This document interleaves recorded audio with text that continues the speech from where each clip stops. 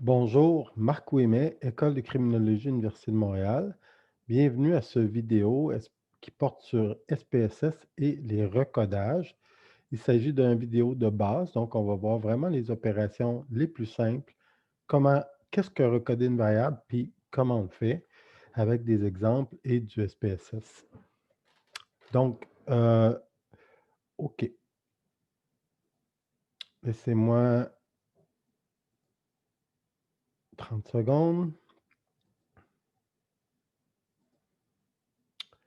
OK. Donc, on peut voir que ce contenu de recodage, en fait, le mot de SPSS, c'est création de variables. Donc, par contre, on a tendance à toujours parler de recodage. En anglais, c'est recode. Donc, le poids des années de recherche fait qu'on parle de ça plutôt que de créer. Donc, ça peut porter à confusion. Donc, je vais en général dire recode, mais la commande SPSS que l'on va voir, c'est création de variables. Donc, on est ici dans les vidéos de base on peut le voir à l'écran. Il y a des vidéos ici en jaune, ce sont des vidéos plus techniques là, de gestion, de manipulation de bases de données. Avant de passer à des vidéos pour des analyses de base et des analyses plus complexes. OK. On va voir aujourd'hui la création de variables, donc les recodes. Pourquoi on fait ça? Puis un peu d'idées de base, un peu de notions de base sur les catégories et les variables dichotomiques. Première chose, quand on fait de l'analyse statistique, généralement, on s'intéresse à la relation entre deux variables. Donc, on s'intéresse au fait en quoi les caractéristiques d'une personne influencent une autre caractéristique de cette personne-là. En quoi les hommes sont différents des femmes, en quoi les gens qui fument ont plus de chances d'avoir le cancer, en quoi le fait d'avoir été exposé à de la violence jeune. Donc, on cherche des relations entre les variables et on peut prendre l'exemple qu'on a devant nous. Si on se questionnait sur quelle est la relation entre le statut civil d'une personne et son opinion face à la peine de mort, bien, on peut voir que le statut civil d'une personne peut être catégorisé en 4 groupes. Célibataire, marié, divorcé, et l'opinion sur la peine de mort, on pourrait le concevoir en 3 groupes, contre ou contre dans certains cas, et cetera. Mais analyser cette relation-là, c'est complexe. Donc, ça prend beaucoup de travail, puis les résultats ne sont pas si clairs. On faudrait voir ça dans un cours avancé de Q carré. Donc, on va avoir tendance en recherche à dichotomiser les variables. On va dichotomiser le statut civil en séparant les gens qui sont seuls des gens qui sont en couple, par exemple, et des gens qui sont pour et contre la peine de mort. Et ce tableau 2 par 2 là est simple à analyser. Donc, on va souvent chercher à recoder l'information pour simplifier l'analyse. L'exemple qu'on a ici, c'est une variable qui serait dans une base de données X. Dans ce cas-ci, ce sont des données policières où on a une variable qui indique l'arme qui a été utilisée pour commettre le crime. Et variable 1, c'est la variable originale. C'est ça qu'on a dans la base de données avec des codes de 0, 1, 2, 3, 4 qui désignent ça, c'est le rapport d'événements policiers. Donc, on comptait les codes comme ceci. Donc, arme entièrement automatique 1, carabine ou fusil, 2, arme de poing, carabine, et cetera. Arme similaire à une arme à feu, par exemple, une arme à jouet ou un pistolet de départ. Ensuite, il y a les couteaux, les objets tranchants, et cetera, la force, l'explosif, force physique. Donc ça, ça fait quelques années de ça. Maintenant, la classification, elle est plus détaillée. Bien, on ne va pas travailler avec une variable comme ça, il y a trop de catégories, à moins que quelqu'un fasse une étude spécifiquement sur les canons tronçonnés, un canoncier, qui fait son étude là-dessus, mais c'est rare. Donc, on va chercher à regrouper l'information. Généralement, on peut la regrouper soit d'une manière un peu modérée ou en tout cas médiane. Comme on a ici avec l'arme 2, on pourrait dire, ben l'arme, on pourrait catégoriser ça en 4 principaux groupes. Il y a le crime commis avec une arme à feu, 1, avec un objet tranchant ou pointu, 2, avec tout autre objet contondant, un bâton, une chaise, un tabouret, des explosifs, avec du feu, avec une autre arme, donc 3, et les crimes commis sans arme, donc avec la force physique et ou la menace, là, peut-être, 4. Donc, on pourrait dire il y a 4 grandes catégories d'armes utilisées. Mais on pourrait aussi créer une variable en disant: «Ouais, mais moi, je ne veux pas travailler avec les 4. Ce qui m'intéresse, c'est de comparer les crimes où il y a une arme, les crimes où il y a pas d'arme». Dans ce cas-là, je vais créer une variable dichotomique, comme la 3, qui est: est-ce qu'il y avait une arme? Donc, dans tous les cas où il y avait une arme, c'est 1. Puis dans les cas où il n'y avait pas d'arme, comme force physique, c'est 0. Donc là, on va pouvoir faire des analyses comparatives entre les crimes qui ont une arme versus les crimes qui n'ont pas d'arme. Même chose pour quelqu'un pourrait dire: «Moi, ce qui m'intéresse, c'est les armes à feu. Je veux comparer les homicides ou les vols qualifiés faits avec une arme à feu, versus les crimes faits avec une autre arme». Donc à ce moment-là, on aurait 1 pour les armes à feu et 0 pour toutes. Donc ça, ce sont des variables dichotomiques.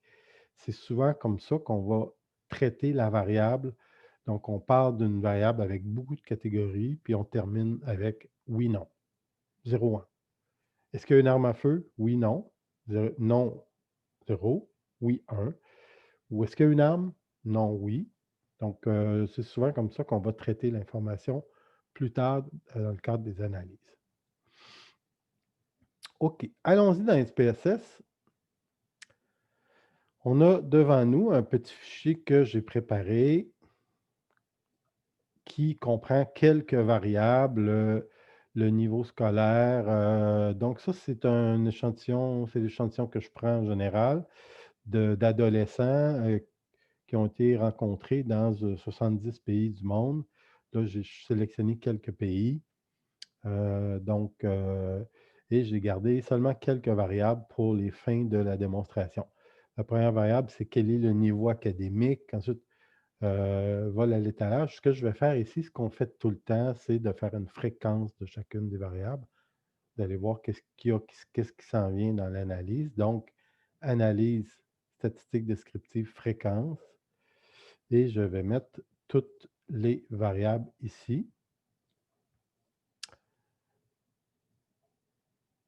Pour ceux qui se demandent comment j'ai fait ça, hein, j'ai cliqué en haut, j'ai descendu l'ascenseur, puis j'ai cliqué en enfonçant Shift en bas, ce qui m'a permis de tout prendre. Mets ça à droite, fais OK. Donc, les variables que j'ai, c'est le niveau scolaire. Donc, 7e année, c'est secondaire 1, secondaire 2, secondaire 3, la majorité des jeunes. Est-ce qu'ils ont déjà commis un vol à l'étalage? Jamais, quelquefois, souvent, toujours. Nombre de fois qu'il a consommé de l'alcool dans sa vie. On va revenir là-dessus. La structure familiale, est-ce que le jeune habite avec son père et sa mère, avec un et l'autre, un ou l'autre, avec un, etc. Donc, si on pourrait, ce genre de variable qu'on va recoder quand on va faire des analyses, on va dire ceux qui habitent avec leurs 2 parents versus les autres. Puis on va voir est-ce que le fait d'être d'une famille brisée influence la consommation ou les problèmes, etc. Le genre est en 2 catégories. Il y a des femmes et il y a des filles, il y a des garçons, 0, 1. Une variable de niveau de contrôle personnel et que fait le père comme travail? Donc ça, encore une fois, c'est le genre de variable qu'on va vouloir regrouper. Est-ce que le père travaille ou pas? Donc généralement, c'est une variable qu'on va mettre en 0,1 pour la fin des analyses.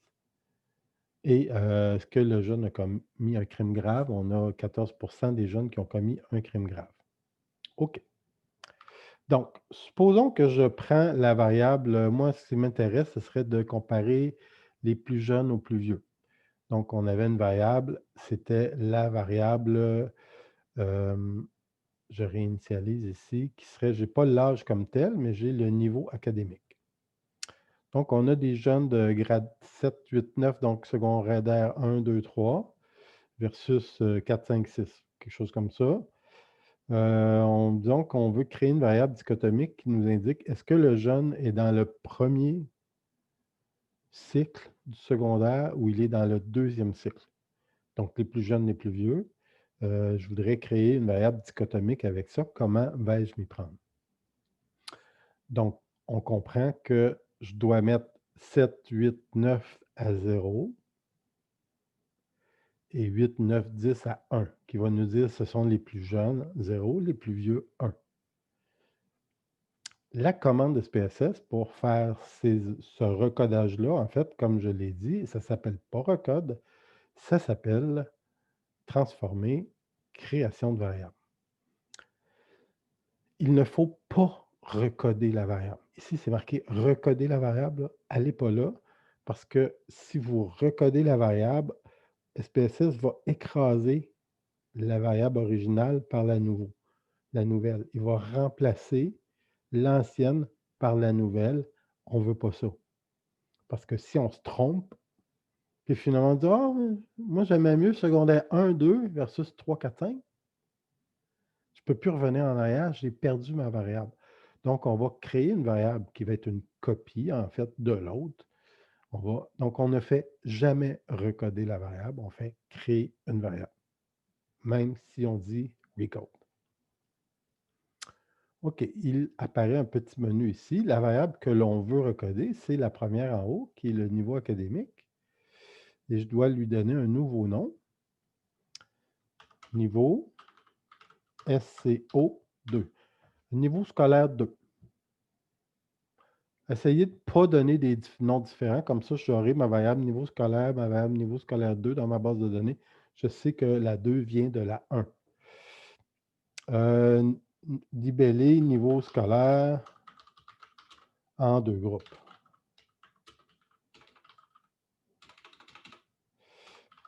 Ce n'est pas nécessaire d'indiquer le libellé, mais c'est bien.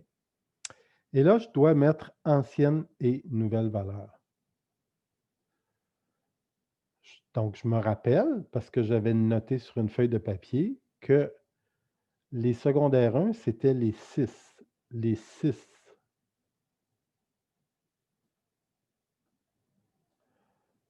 La valeur 6 va devenir 0 ajouté. Donc ça, la valeur 7 va devenir 0 et la valeur 8 va devenir 0. Ça, c'était les jeunes de 6, 7, 8, donc secondaire 1, 2, 3, qui vont devenir 0. Et les jeunes de 9 vont devenir 1, 10 vont devenir 1 et 11 vont devenir 1. Donc, je vais avoir 2 groupes. Je vais avoir une nouvelle variable qui va avoir 2 possibilités, 0 et 1. À noter, j'aurais pu ici faire la plage 6, 6 à 9 égale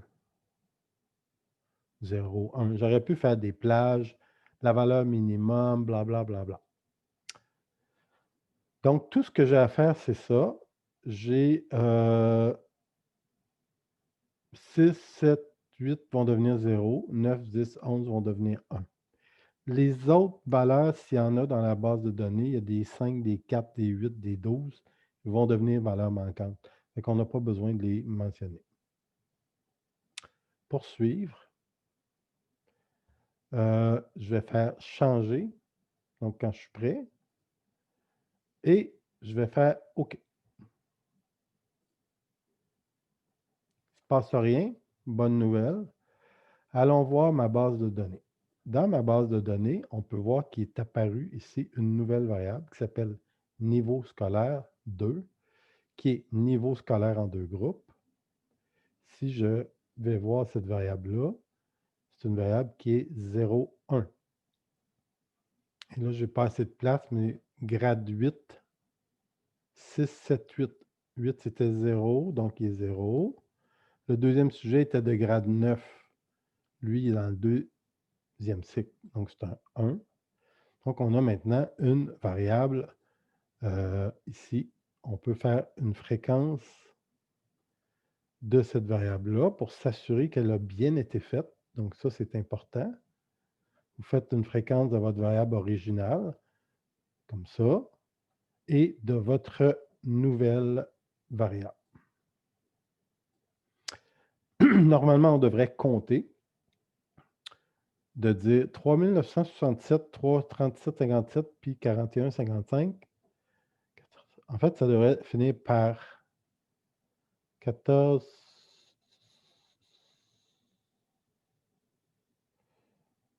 J'ai 67, 57, 55. Ça devrait me donner, je ne comprends pas parce que ça devrait me donner 9.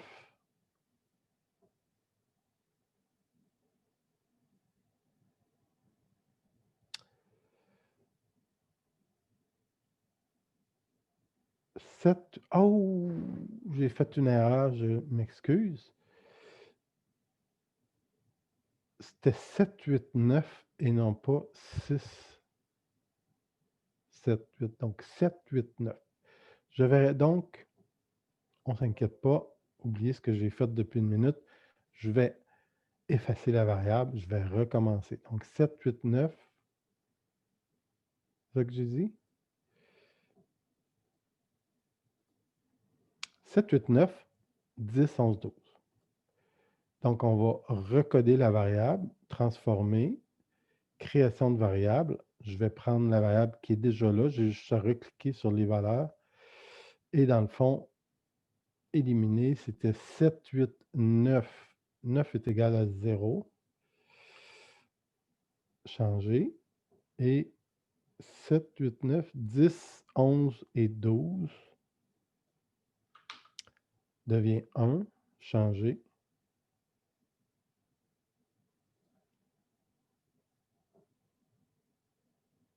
10 devient 1. Donc, je m'excuse, c'est un peu compliqué ici. 7, 8 et 9 sont 0. 10, 11 et 12 sont 1. Poursuivre. OK. Et maintenant, je vais faire ma fréquence. Et ce coup-là, ça devrait fonctionner. Faire la fréquence de mes deux variables, mon ancienne et ma nouvelle.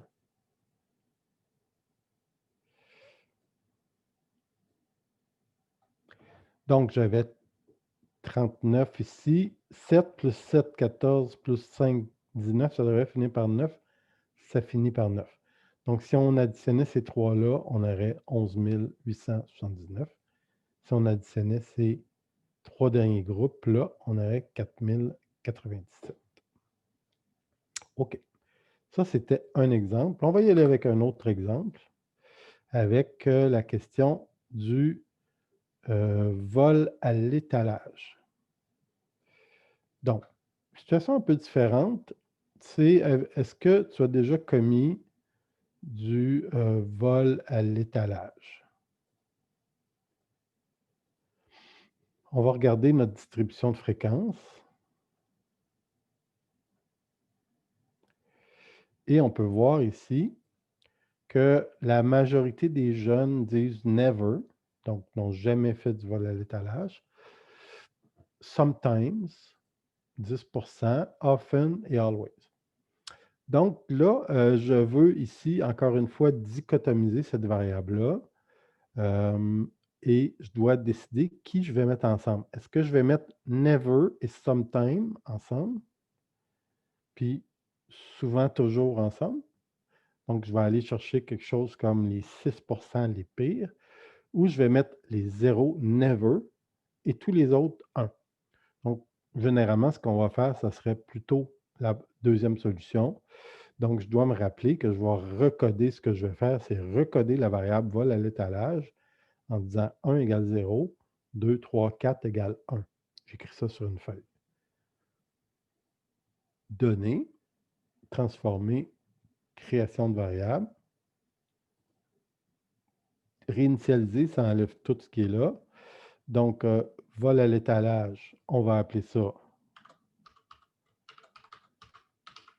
Vol à l'étalage 2. Ancienne et nouvelle valeur, ben on a dit quoi? 1 va devenir 0. Ça, c'est ceux qui ont jamais commis. Puis ici, c'était quoi? 2, 3, 4. De 2 à 4 va devenir 1. Va devenir 1. Poursuivre. Changer. OK. J'ai donc maintenant une nouvelle variable qui s'appelle vol à l'étalage 2. Encore une fois, refaites vos fréquences pour vous assurer que ça a bien fonctionné. Never, j'avais 13 258. Vol à l'étalage, j'ai 13 258. Non. Hein, dans le 0,1, c'est tout le temps non, 0, 1, oui. Fait que je n'ai pas besoin d'écrire non, oui. Je le sais. Et si je fais la somme des trois groupes-là, je vais avoir 2490 répondants. Donc ça, c'est un deuxième exemple. Je vais y aller avec un troisième et dernier exemple.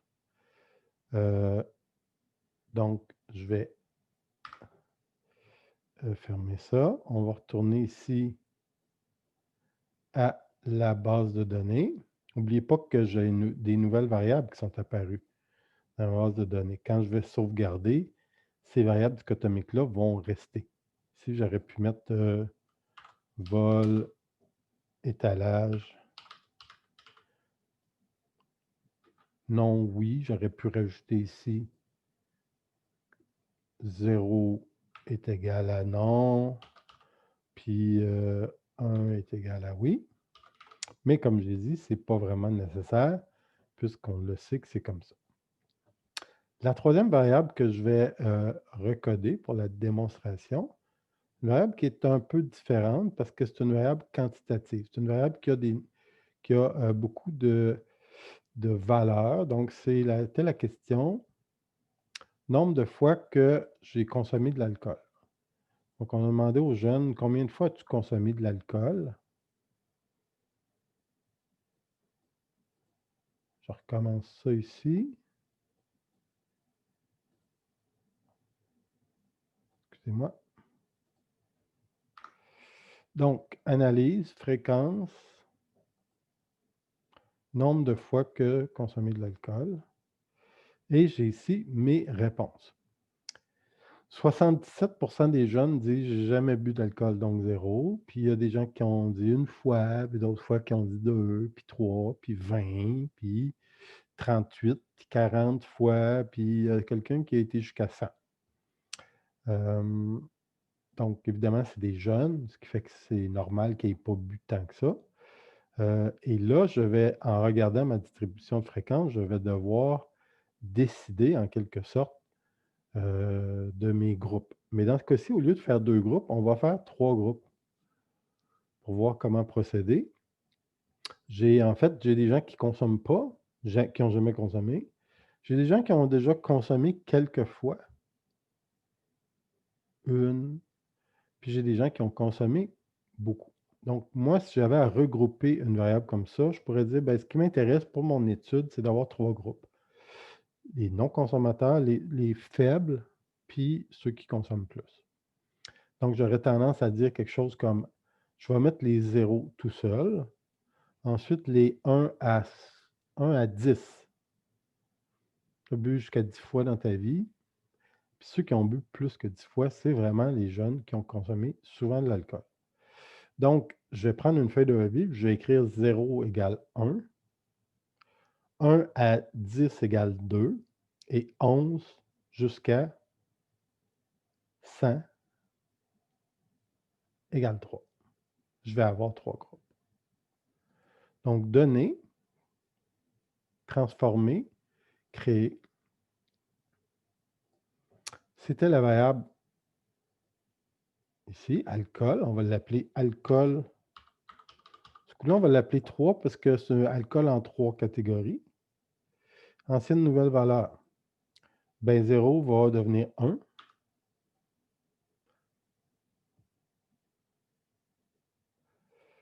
1 à 10 va devenir 2. Et 11 à 100 va devenir 3. Changer. Je vais regarder ma fréquence maintenant. Est-ce que ça semble avoir fonctionné? J'ai une nouvelle variable qui s'appelle alcool 3. Je fais une fréquence. Puis là, je vais aller voir, j'avais 11 000. Puis ici, j'avais quoi environ? Je devrais le calculer là, pour être sûr. Je dirais 400 environ. Donc, 11 000, 2 900. Ah oui, OK. 600 plus 700 plus 300 plus 1, donne. Donc là, ici, j'ai 3 groupes. Dans un cas comme ça, par contre, je devrais aller mettre mes étiquettes parce que je vais oublier dans le futur qui j'avais mis à 1, qui j'avais mis à 2. Donc, je vais aller voir mes variables, puis je vais ici dire alcool en 3. Et ici, je vais dire 1, c'est les 0. Donc, jamais bu. 2, c'est les de 1 à 10 fois ajouté. Et de 3, 3 c'est 11 fois et plus.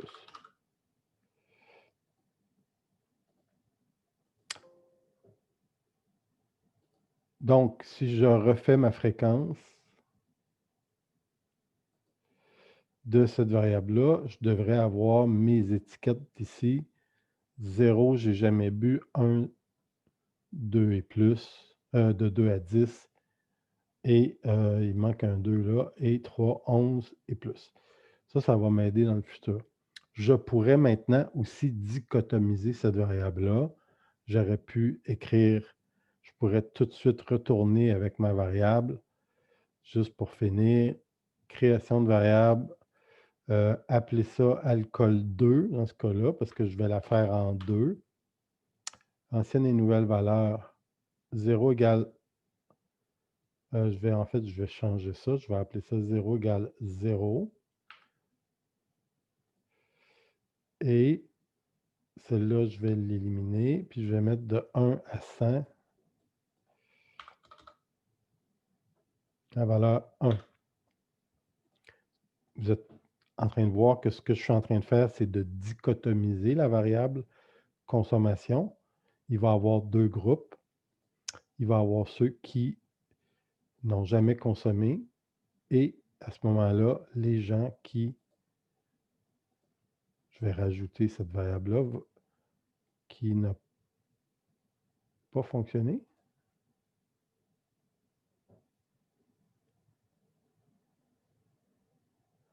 Ah, j'ai appelé encore alcool 3. J'aurais dû mettre alcool 2. J'ai mis alcool 3. Et ce que je voulais faire, en fait, je vais le refaire. C'est transformer, création de variable. Ça s'appelle alcool 2 avec 0 et 1.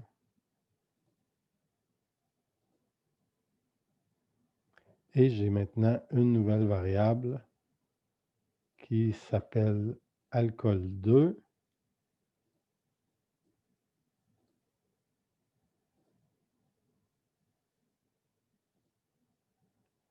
Pourquoi ça s'appelle alcool 3? C'est parce que je me suis un peu trompé, mais vous voyez l'idée que j'ai des 0 et j'ai des 1. Donc, je pourrais ici changer mes étiquettes et mettre alcool en 2.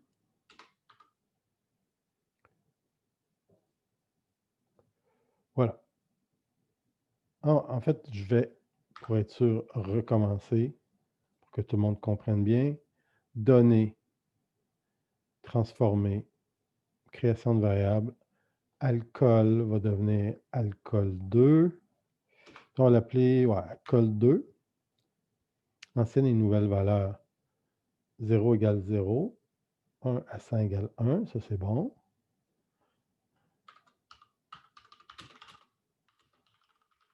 Alcool en 2 groupes, changer, OK. Et maintenant, j'ai une nouvelle variable qui s'appelle alcool 2, qui est bien en bas ici,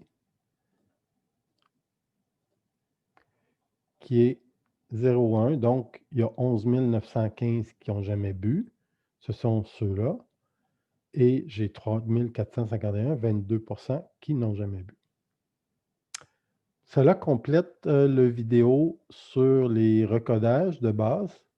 Donc, je vais aussi créer un deuxième vidéo qui va être beaucoup plus complexe, qui serait celui-là pour des étudiants avancés. Merci.